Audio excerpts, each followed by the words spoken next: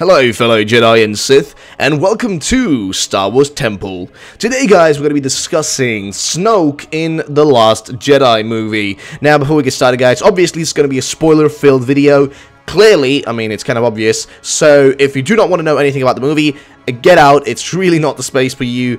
Just leave right now, or otherwise you may get spoiled and you won't know what happens in the movie. Just go watch it. I mean, most people have already seen it at this point, so I feel like it's kind of, it's kind of time to kind of talk about it. So if you haven't watched the movie already, please do, and then come back to this video if you want to. Either way, let's talk about Snoke. So clearly, for those who haven't seen the movie, there is something that happens in the movie where your boy Snoke actually dies. He was killed off by Kylo Ren, and honestly, it was very disappointing to me. Now, I'm not going to go into my, opinions and whatnot about this, but I'm going to be frankly honest, I was really disappointed with Snoke. I was expecting more of Snoke. I wanted to get a backstory or some more information on the guy. Like, we didn't know anything about Snoke. Like, genuinely, we know nothing about Snoke.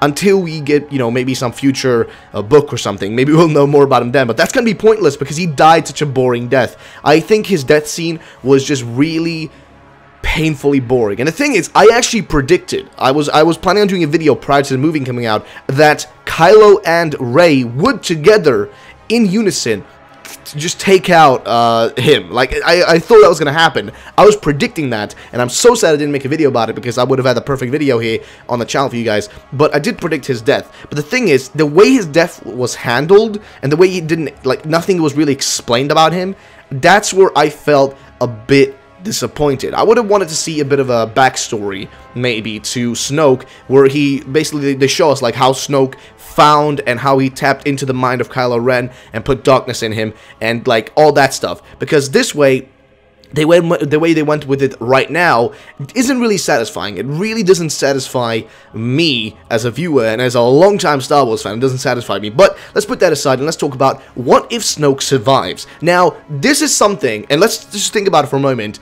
Star Wars characters get their limbs cut off, they get cut in half, and there's so many things that happen to Star Wars characters, but they still survive.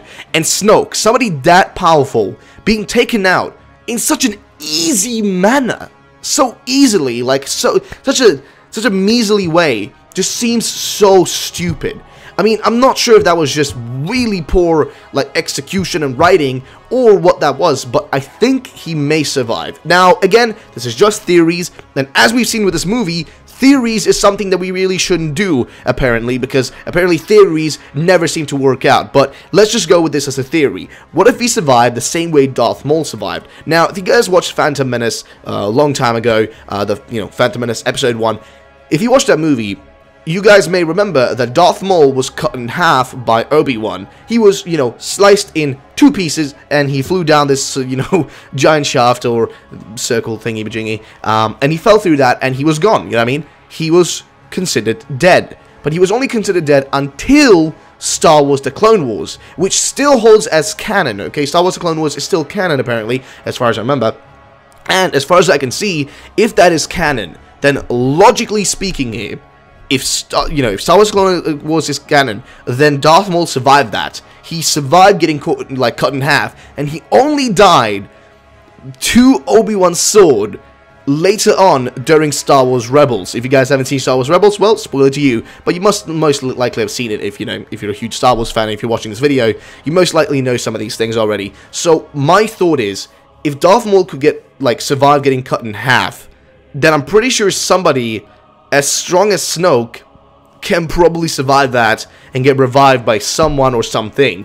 I just have this feeling that must be what's going on here, because if his death is that measly, that just really doesn't, I don't know, he was supposed to be this great villain, but they ruined him in such a bad way. I feel like they could have done more with him, or at least explained his connection to Kylo, because the way they explained his connection in the movie, he kind of felt like a joke. Like, the way Snoke felt was kind of childish, like a little child with power, and that's not the way he looked. He looked very old and wise, and somebody who knew what was going on, and somebody who could tap into the mind of Kylo, and somebody who could literally make Luke Skywalker, okay?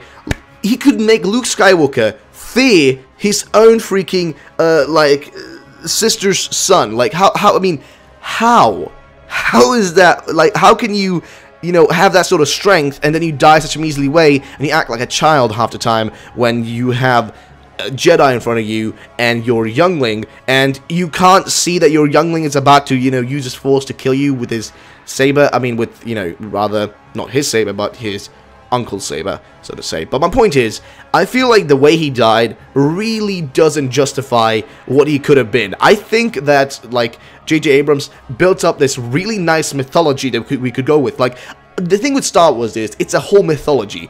The thing with Star Wars is that it's just giant franchise that has so many stories. Like, yes, you have the main story, the Skywalker story, the thing that leads things forward, but you also have this backlying story of, like, things happening, and different characters, like Palpatine putting things in, you know, in motion, but he also had his master who, you know, taught him the ways, and this and this and that. My point is, there's always something, like, there's this sub-layer of things happening, and that's what makes, that is what makes Star Wars great, okay? It's that, not the overhyped visuals and stupid things like Ewoks and Porgs. That's not what makes Star Wars great. What makes Star Wars great is the insanely cool plot and just insanely cool plot and plot twist. That's what makes Star Wars great. So if they decide to keep him alive, they'll pull pretty much the same thing they did with Darth Maul. And of course, logically, in my opinion, they probably won't bring him back in Episode 9. If they do bring him back, it's probably going to be in an animated series that will be either in between the time between Episode 8 and 9, or after Episode 9. So, I mean, that would be logical, because there's no way right now, there's just no way that Episode 8 and 9 will be close to each other in terms of movie like, how do you call it, time. Because when you look at The Force Awakens and The Last Jedi, the time span of those movies within its own universe is like 5 days. It's like only 5 days of what happens, you know what I mean? Hey, you know, BB-8 disappears, Rey finds BB-8, Rey finds Finn, they find the Millennium Falcon, they get on the Millennium Falcon, they fly to Takodana or whatever, they do this, they do that. I mean, all this stuff happens in the matter of like 5 to 6 days. Like, it's not really a long time. So I'm hoping that Episode 8 to 9 will be a huge time jump, because usually with time jumps, it leaves space for other mediums, like books, comic books, you know, more movies, or something like a animated TV show. And the reason I mention an animated TV show is because, as you guys may know, if you do watch Star Wars Rebels, which I'm a huge fan of. I know some people don't like Star Wars Rebels. I actually really enjoy it. I know it, I mean, it has a very simple plot. It's very straightforward, but it feels Star Wars. You know what I mean? Star Wars Rebels feels Star Wars to me, and I do enjoy it. I enjoy it more than some other things, but, I mean, I would prefer a bit of Clone Wars, to be fairly honest. But my point is, if, you know, considering that Star Wars Rebels is going to be ending with Season 4, that means that the door opens for another animated show. Now, there is some sort of animated show they're working on at the moment, which doesn't look too crazy, but this is opening doors for a potential, like, story and backstory to Snoke through a different medium than the movies. You know, the backstory to him, or the backstory to how he met Kylo, or, you know, maybe we'll follow a different little group of people, you know, that are in the Resistance, and they're doing this and this and that. Like, I just want to see some explanations, you know what I mean? Some more explaining done, because right now, there really isn't much explained, and it's kind of hard to appreciate the latest movie, because it kind of leaves you with even more questions than it answers. It answers questions in a very unsatisfying way that isn't really, you know, it doesn't really play with your mind or do anything fun with it. It kind of just, like, is really unsatisfying, and it doesn't really justify, you know, to be there. It's not justified to be there as an explanation for all these great things that we were, you know, set up with in Force Awakens. Now, again, I wasn't even big of a fan of Force Awakens. I really was one of the people like, I didn't really enjoy that much, but at least I enjoyed it more than I enjoyed The Last Jedi, because The Last Jedi just leaves me with more questions that, you know, they didn't even answer the questions of Force Awakens, and now I have more questions for this movie. So, like, you know what I mean? It's just, it doesn't feel satisfying enough. But my point is, I do think that Snoke may return, but in a different medium. We won't see him in a movie. I don't think so. We definitely won't. Same way we didn't see Darth Maul in a movie ever again. You know, Episode 1, he's there, he dies, boom. Episode 2, can't see him. Episode 3, can't see him. But he is there, technically speaking. He is there, because he is there during the, you know, the Clone Wars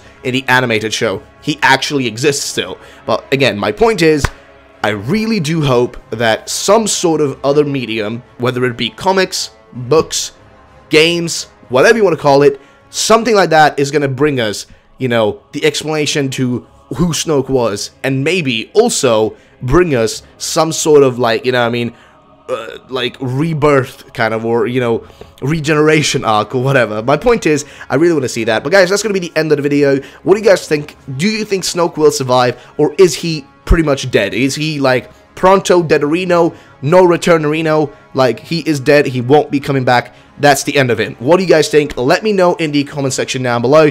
I would love to know your opinions, guys. Now keep in mind, I have my own opinions. If you don't agree with me, that is fine. If you enjoyed the movie, feel free to enjoy it, that's no problem. But I personally had issues with it, and the Snoke part is probably one of the major ones that I was really disappointed with, because I was excited for Snoke. I was really excited to see what he was going to do in episode 9 and how he was going to be in that movie.